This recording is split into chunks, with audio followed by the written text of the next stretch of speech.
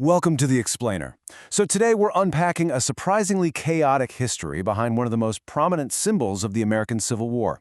You know, when we think of historical flags, we tend to imagine these static, deeply revered designs that were carefully planned out in grand halls.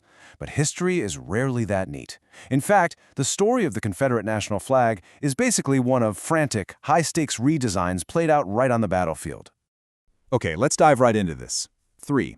That is the astonishing number of times the Confederacy completely changed their national flag during a single, incredibly short war. I mean, think about that for a second. Changing a national symbol just once during peacetime is a massive logistical headache.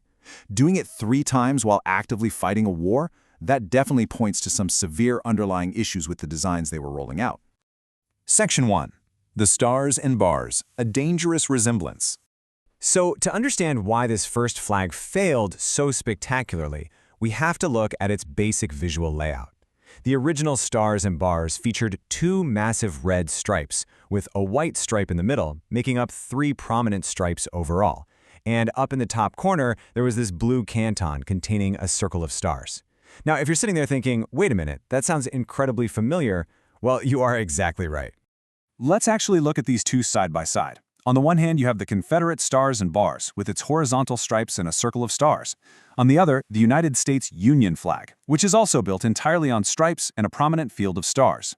Now sure, in a brightly lit room, you can tell them apart, but out in the field, if you've ever watched any of those animate videos that reconstruct 19th century battles, you know exactly how visually chaotic they were. You're dealing with thick, blinding clouds of black powder smoke, chaotic troop movements, massive distances.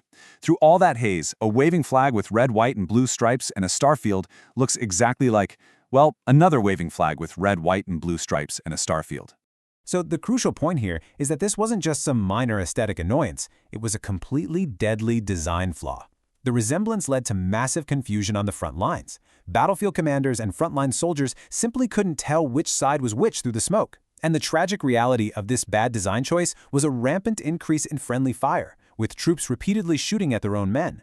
Which leaves the military leadership with an incredibly urgent dilemma. So how do you fix a national flag that is actively causing friendly fire? When your own symbol is getting your own men killed, you have to pivot, and you have to pivot hard. Which brings us to part 2, the stainless banner, a PR disaster. So by 1863, the Confederacy realizes the Stars and Bars just has to go. They decided they needed a radical visual shift. They had to ensure their troops would never, ever mistake their flag for the Union Stars and Stripes again. Their solution? The 1863 redesign. They made the flag mostly bright white, and they placed the square Confederate battle flag, you know, the one with the crossed bars that most people recognize today, strictly up in the top corner. Absolutely no more horizontal stripes. Now, what's really interesting to see here is the hilarious, totally unintended consequence of using that much white fabric. They called it the stainless banner, and the intention was to be bold and distinct. But flags are physical objects subject to the weather. When the wind was blowing, it looked fine, but when the wind died down, the flag just drooped around the flagpole. The heavy white fabric would fold over and completely hide that colorful canton in the corner, creating an instant optical illusion of a giant plain white flag. As our source notes, this was, quote, extremely embarrassing for an army trying to look strong.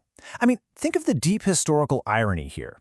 You have a rebellious military actively trying to project strength and defiance, and every single time the breeze stops, they are inadvertently flying the universal symbol for surrender. It was an absolute PR disaster for the morale of the troops and the image of their government. So once again, the leadership is totally backed into a corner by their own graphic design. How do you fix a flag that literally signals your own defeat to the enemy before the battle even ends? They had to go right back to the drawing board to fix this massive public relations nightmare. Part 3. The Blood-Stained Edition. Too little, too late. Let's jump to 1865 and see how this builds on their previous mistake. With the war nearing its conclusion, they frankly didn't have the time or the resources for another total overhaul, so they went with a mechanical quick fix. Step 1. Keep the mostly white 1863 stainless banner design. Step 2. To break up all that white space on the edge of the flag that kept looking like a surrender flag, they simply stitched a thick vertical red stripe onto the far right side. And they didn't just add a color for the sake of contrast, they assigned it some heavy symbolism to counter the embarrassment of the white flag. That new red stripe was explicitly added to represent Southern blood. It was a deliberate messaging pivot, really highlighting their desire to project ferocity, sacrifice, and a continued fight. This ensured that even if the wind died completely, that striking red edge would be visible, firmly dispelling any accidental messages of surrender. And this brilliantly illustrates Part 4, a symbol's final irony. Let's look at this timeline for a second to really drive home the ultimate irony here. In 1863, the mostly white stainless banner is adopted. It creates the whole surrender illusion. Then, in early 1865, they finally approved the addition of the fierce red stripe, spending precious time and political energy fixing the design so it would never, ever look like they were giving up. And then, just weeks later, the Confederacy is decisively defeated on the battlefield and officially surrenders. They spent years perfecting a flag so they wouldn't look like they were surrendering, only to literally surrender almost immediately after finalizing it. So it leaves us with this fascinating final question to ponder. Does a nation's desperate obsession with perfecting its symbols distract from the harsh, unavoidable realities on the ground? The sheer futility of these 3 flag redesigns really shows us that you can change your branding all you want, but a new coat of paint, or in this case, a new red stripe, can't change the actual facts on the battlefield. It's just a striking reminder of how chaotic history truly is when you look past the history books and down into the messy details. Thank you so much for joining this explainer, and keep questioning the history behind the symbols around you.